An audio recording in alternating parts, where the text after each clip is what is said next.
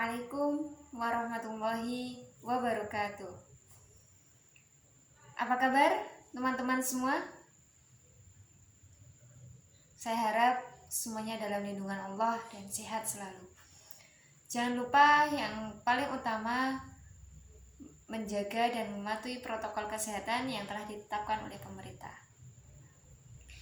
Nah, sekarang kita akan belajar materi kelas 9 lanjutan dari alur masuknya Islam di Nusantara.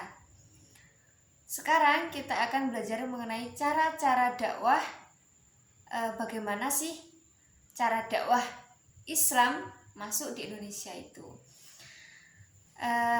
Baik teman-teman, yang pertama cara-cara dakwah masuknya Islam di Nusantara atau di Indonesia itu yang pertama dengan cara perdagangan. Ya, dengan cara perdagangan. Yang mana proses penyebaran Islam melalui jalur perdagangan dilakukan oleh para pedagang muslim pada abad ke-7 sampai abad ke-18. Para pedagang tersebut berasal dari Arab. Nah, perdagangan tersebut menghubungkan antara Asia Timur, Asia Utara, Asia Tenggara. Para pedagang menggunakan kesempatan berdagang untuk berdakwah dan menyebarkan Islam di Indonesia atau di Nusantara.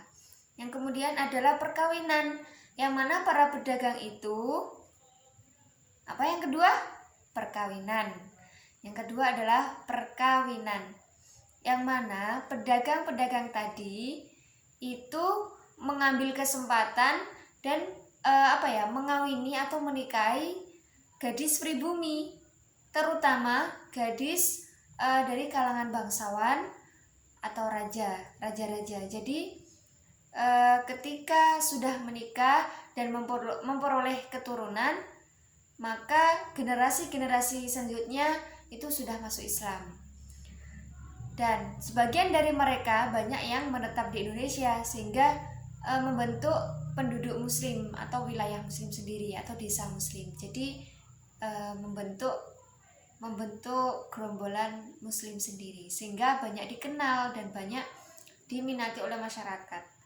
Sehingga masyarakat yang belum menjadi Islam itu tertarik dengan Islam.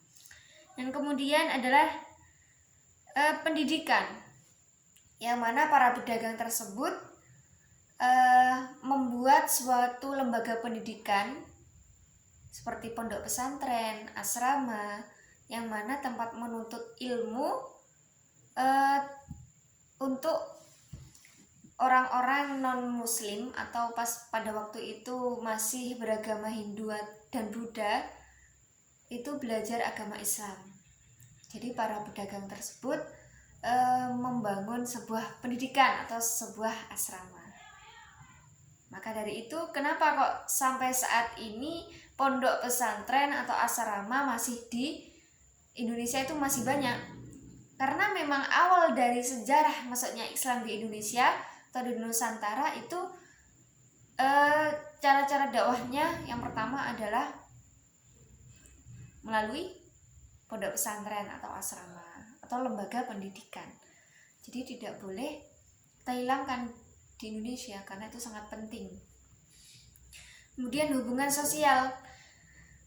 Para mubalik atau para pedagang-pedagang tersebut yang alim itu sangat ramah tamah atau sangat membaur dengan masyarakat. Jadi hubungan sosial mereka itu sangat baik dengan masyarakat sehingga masyarakat tidak takut untuk memeluk agama Islam. Kemudian kesenian, yang mana sebelum Islam datang